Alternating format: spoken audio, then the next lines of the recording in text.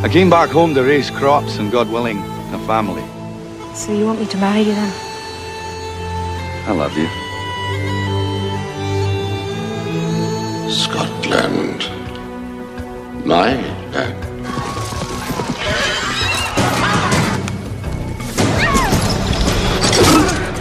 Sons of Scotland, I am William Wallace. He's quite a heroic character. He's completely uncompromising, which is why he's such an extraordinary character, and why there's a 300-foot monument still standing in Scotland. This one will fight forever. It's a wonderful story, and I hope that people understand how important it was to this man to fight for what he believed in. You tell your king that William Wallace will not be ruled. Peace is made in such ways. Slaves are made in such ways. It's an epic film. It really is life and death and darkness and the light. Action! And the picture of this scope to actually be in front of the camera and behind the camera. It's ambitious. I must admit I burned a few brain cells on it. This is going to be a picnic. The driving force behind this is his passion for the project, and it comes right from the feet up. And I think this film has compassion, and I think that comes from Mel's heart, really. They may take our lives, but they'll never take our freedom!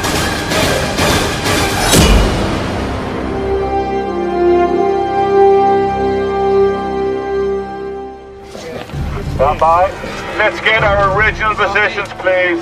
Here we go. Roll. Sound speed! E-camera marker. Action. I want this Wallace's heart on a plate. Shift nervously from foot to foot, guys, in the background. Is he gonna send you? Look up to your commanding officer. Is he gonna send you? Eyeball him. What's going on? What are you waiting for? Lead them! I never was conscious of a point when I wanted to be an actor or a director or anything else. It just kind of happened. I'm a real film nut. In the 60s, when I was growing up, I was mainly acquainted with film through television. And I like the big ones, you know. I like the big country, you know, that film, that Western.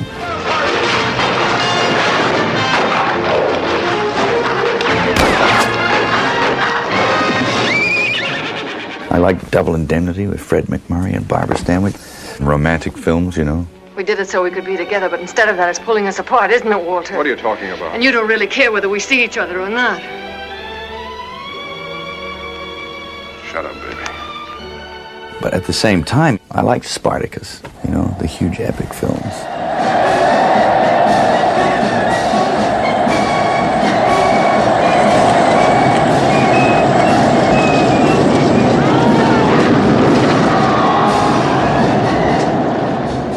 These films were great films, great films. You can still watch them and still get the same buzz off them.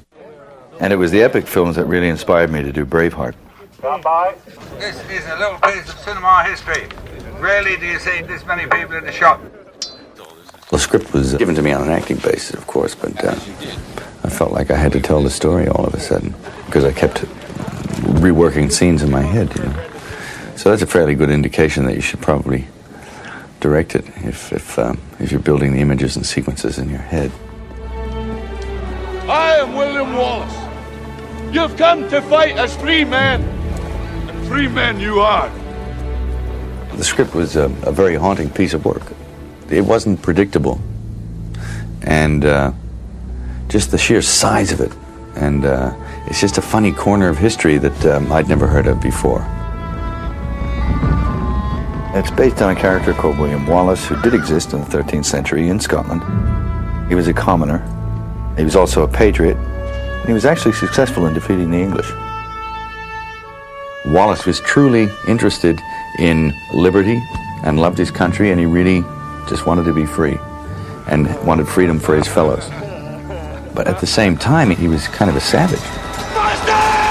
Because at the Battle of Stirling, he skinned the commanding officer on the other side and turned him into a belt. Probably a matching handbag and shoes too, but this is the dichotomy of the man. If we join, we can win. If we win, well, then we'll have what none of us have ever had before. A country of our own.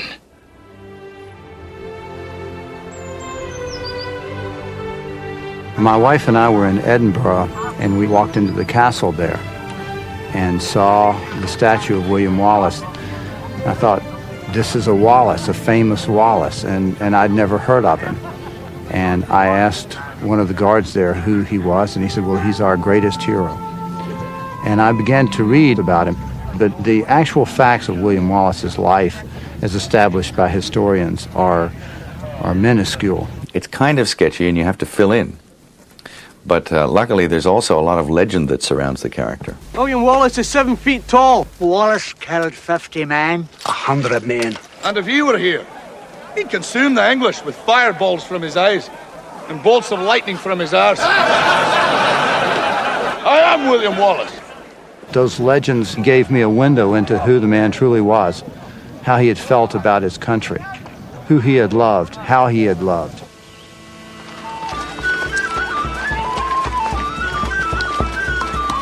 I'm playing Murren, who is the woman who William Wallace falls in love with.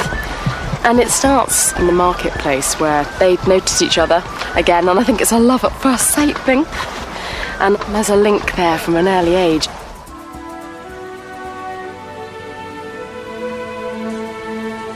They knew each other when they were kids, and they had this kind of a spiritual bond early on. And when he came back for her, and it was all meant to be. I love you. Always have.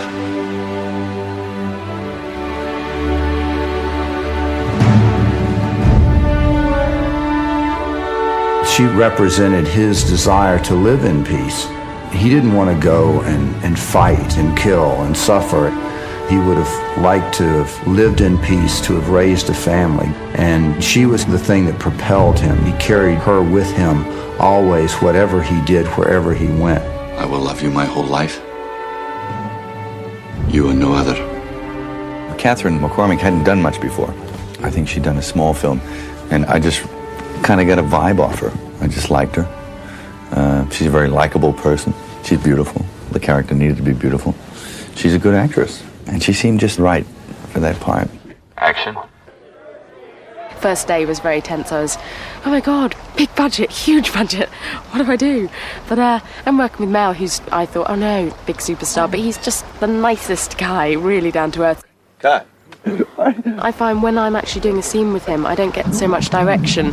We sort of feel things through a lot more, and he's great for ad-libbing and just letting you run with the script. It's a very human story about real people. There's real characters on the page, and it was my job to strive to make those characters even more real. So I was casting this thing for months. And I didn't read anyone. You know, people read people, and I don't think that that's any use. So what I used to do was just sit down and talk to them for 15 minutes, and you can tell. The trouble with Scotland is that it's full of Scots. Patrick McGoohan is a very intelligent actor who I admired as a kid. And I used to watch Danger Man and The Prisoner and all these things on television, which he conceived these things. So that I was really flattered when he agreed to do this. The archers are ready, sire. Not the archers. Arrows cost money. Use up the Irish. The dead cost nothing. Patrick plays Longshanks, which is the nickname for King Edward I. He was one of England's most ruthless leaders, and he was not very fond of William Wallace. Bring me Wallace. Alive if possible. Dead. Just as good. Longshanks spent most of his reign procuring Scotland and getting that within his realm so that he had control of that. And he did subdue Scotland, so he should make you feel like a subject, you know, which Patrick has the capacity to do that. His performance as Longshanks is very sinister. Wallace has already killed the magistrate and taken control of the town. Action!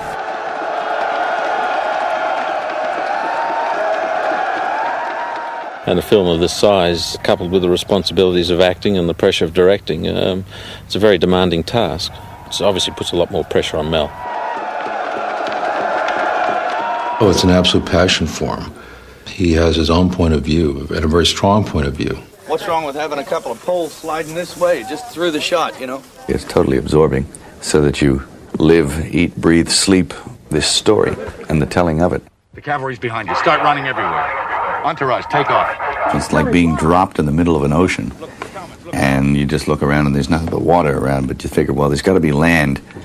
I think I'll go that way, and it's just one stroke at a time. I had to get up earlier than everyone, really, because I had to get dolled up and ready for the the task ahead. Okay, we're going to shoot.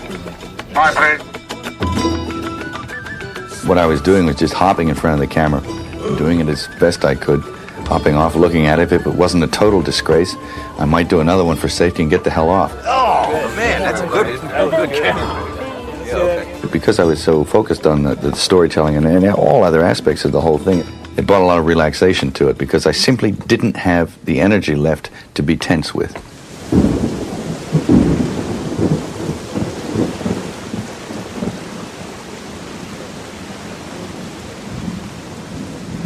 Scotland was very rainy. I mean, it rained almost constantly. Not the real teeming kind of rain, but the kind of rain that always drizzles and never stops. They had chosen to do the filming up near Inverness. And when the filming began, they discovered that it was one of the rainiest places, in fact, the rainiest spot in all of Europe. It's all a question of conditioning. We just decided to shoot. I just said, you can't worry about the weather. You just got to go for it. Otherwise, you'd never get it done if you stopped every time it rained. And so we just shot it. I got to get used to it anyway. Let's do it! Well, it was miserable. We had to do take after take after take after take. Action! Cut. Hold it! Hold it! Cut. Take 3! Well, obviously the horse doesn't want to stay here, but... Hold it! I was getting phone calls, and they were telling me, oh, the conditions are just miserable. It looks absolutely gorgeous, but every step is an effort. Our noble saviors have arrived! I think it helped creatively on the film. The mud got all over everyone's clothes and on their faces, and it created a look that we would not have had if the weather didn't design it for us. It's primitive, man. There's dirt under their fingernails. But as it would have been, you know. In the 13th century, I'm sure that the mortality rate was high, and anybody that managed to survive was of really hardy, strong stock. If the plague didn't get them, or if they weren't eaten by leprosy or some horrible thing, if you lived past the age of 30, you were a Superman. I shall offer a truce and pie him off. Who knows then? I am the Princess of Wales. She meets him because the king organized a meeting to make a compromise for peace. They come from two different worlds. She's a princess, he's a poor Scottish man. But somewhere she realized that they are very similar, and she feels with him not lonely anymore.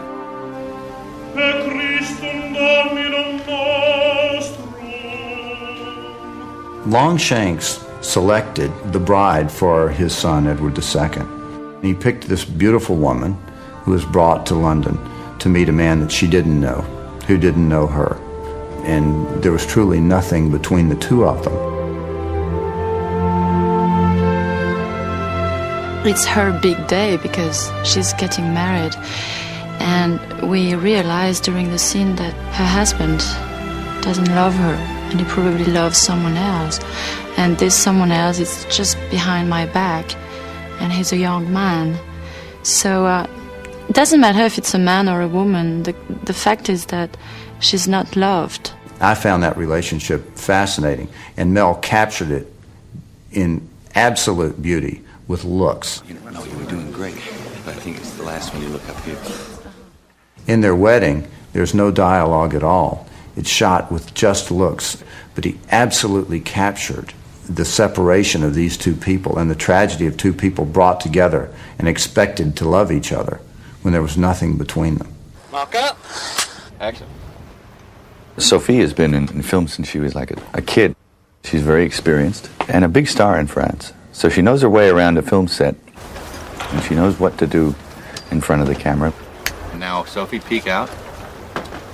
She's regal. She's literally like a statue, a living statue. I mean, she's very statuesque. And I think comes off great in the film. Cut. Mel's a good director of actors because himself, he's a really, really good, excellent actor. That's my supposed sphere of expertise, you know, so I try and make it as comfortable for them as I can. And if they're comfortable, then they'll be more relaxed. And if they're more relaxed, I think you'll get better things from them. The best way to access any of this stuff is to, like, have fun with it. And the rest will follow. I mean, you just can't take it seriously. He's a grand lad, good sense of humour, bit of devilment in him, certainly. He's just good fun. I mean, you're there, and there's thousands of people all around, and you're the guy who's responsible for all this budget, all these people. You're too wide. It's all on your shoulders. So you might as well not get worried about it, because the minute you start doing that, you're going to get yourself into a knot. Now, you have achieved more than anyone ever dreamed. By fighting these odds, it looks like rage. And I'm Robert the Bruce in this film. He's sort of the head of the nobles, whom William Wallace comes to visit to basically try to get them on their side, to unite the country to beat the English. Well, there's no telling who'll be next. And it's an interesting character because he's kind of a bit of a lost soul. Maybe you. He wavers. Maybe me. He's constantly drawn to the darker aspects of compromise and wealth and preserving the castles and the lands which he has, along with all of the other wealthy people in that country. 217 to take one. Unite us. Unite us. Right. He did fight for the English. The nobility was famous for just switching sides. I mean, for whatever worked for them, they'd do it. See, there was no sense of that unity that Wallace had. They changed their loyalties like people change their underpants, you know. Those men who bled the ground red at Falkirk, they fought for William Wallace, and he fights for something that I've never had. And I took it from him when I betrayed him, and I saw it in his face on the battlefield. The dynamic between William Wallace and Robert the Bruce is one of the most exciting aspects to the whole story. In fact, it may be, in some ways, the true heart of the picture. Because William Wallace would rather shed every drop of his blood than yield an inch. But Robert the Bruce was more like I think most of us are. He was a man who wanted to do the right thing, but also tried to face the realities of life and make the compromises that were necessary. If you make enemies on both sides of the border, you'll end up dead. Oh, we all end up dead. It's just a question of how and why. One of the things that I knew that I wanted to do with this picture was to make it so that it moved all the time.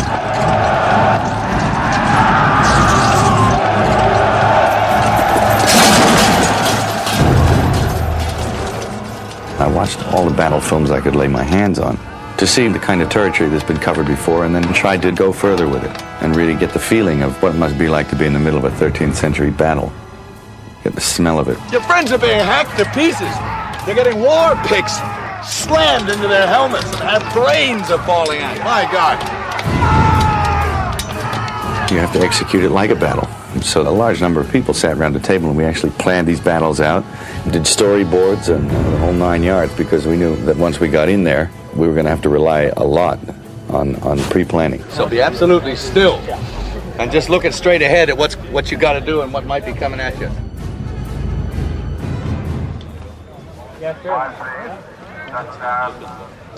We recognised early that the secret to this was going to be getting some sort of disciplined assistance. We needed 1,600 disciplined extras, and the only place you're going to find them are in the army. Left to that's the best.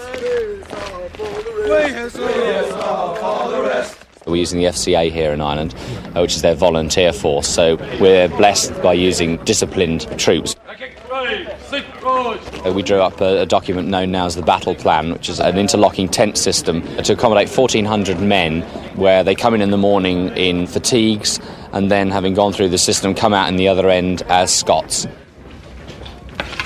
We were fortunate to have the reserve army, and they were divided into companies of 50. But it was an incredible system. They'd start in the wardrobe tent and put on their battle gear. Then they moved down to makeup. Get your sunscreen on, then get your dirt on. Let's go. And we put war paint on them, and then they'd smear themselves with dirt and mud to make them look like real savages. Rub it well in, backs of your legs, backs of your necks. Do your ears, check the guy up next door. And then finally we'd march them down into the armory where we had thousands of battle toys for them to pick from. Come on, guys, it's not a shop. Just pick one up and go. There were some days there when there were over 2,000 people involved, and with but one purpose, with but, one vision, which is, it's kind of cool to have all those people working for that one shot. There's 1,000 bare asses. That's got to be in the Guinness Book of Records, the most bare asses on screen in one shot. I don't think I've ever seen that before. And that is accurate. The Scots, they used to lift their kilts and flash the other side. They used to freak the other side out. No point resisting. You're outnumbered and trapped. Now where's Wallace? The military brilliance and innovative spirit of William Wallace is one thing that certainly comes through in the film. He was inventive. He was a genius of military strategy. He was an instinctive battlefield commander. And it's fascinating to look at a man who is able to pick up a sword and stand his ground on the battlefield.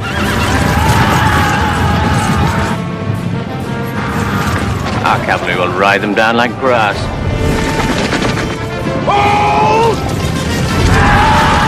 Wallace was the first person to really stand up against these horse charges with the use of the schiltrum, which is like a lot of sharpened wooden stakes. They could group into a small thing and have a porcupine skin so nobody could gain access.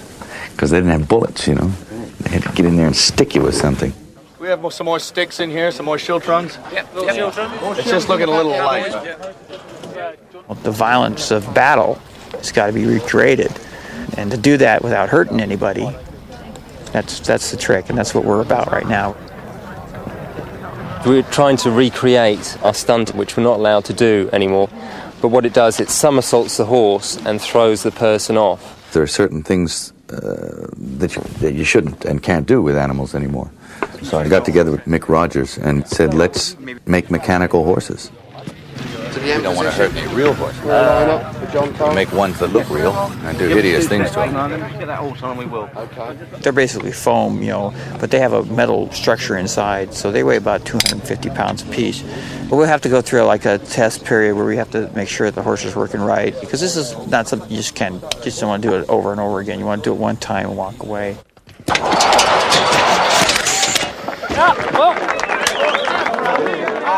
ready to shoot, Bannen. All right, the track is now live, so keep off the track. Stay off the tracks. This shot here, it's expensive. These horses cost $100,000, and the track costs about $40,000, and the time involved, 30 stunt guys. We're trying to put 9 horses, 3 of them mechanical, crashed at one time. Here we go. And roll. It's great. I don't think anyone's ever done that before. And action!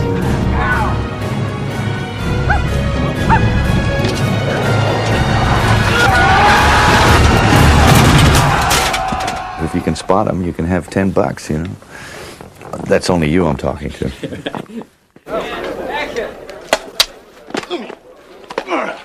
When you're doing battles, you have to have the choreography of the hand-to-hand stuff planned and blocked. Bang! Bang! Whack! It's interesting because they use the primitive weaponry, the axe, yours for the axing. Just quite an impressive, just a big chopper. Oh, that's some piece of work. Deep injuries, mainly impact implements. The hammer, the Common Garden mallet. There's the chain with the ball and chain. Just a 360-degree impact instrument. I invented this myself, and it's just like to wear over the forearm as a protection for things that fly up. And I said, while you're at it, hey, stick some arrowheads in it so I can jag people with it and stuff. That's where my imagination's at.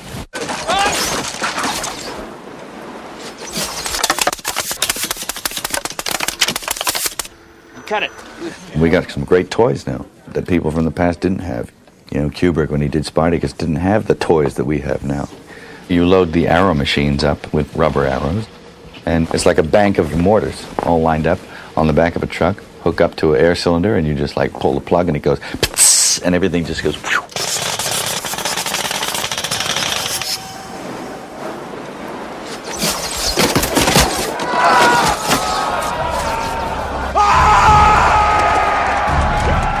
Wallace was a man of the people, and he had a real vision for what the country could be, and his men loved him. They'd follow him into hell. Are you ready for a war? Stand by, ready, and action!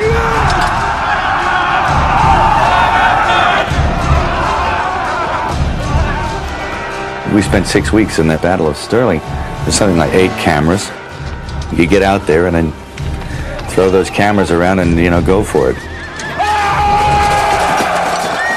The haunting thing for me out here on these fields of Ireland right now is that when I look at Mel Gibson, I think this is precisely what it felt like on the day of the battle.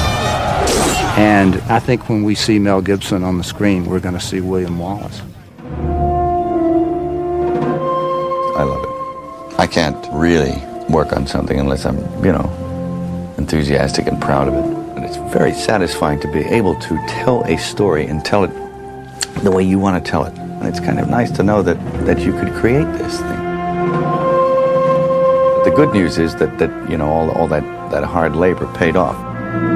I think that Mel's made a terrific film. I mean, it's a wonderful story, and I can't believe that no one's written a story about this man before, because he's just such a passionate person. I think it's important that people know about this man. I hope that they can't talk at the end of it. I hope that they're so moved and so, like, inspired by it. That's all. That they've watched this great story and that they've found something in themselves.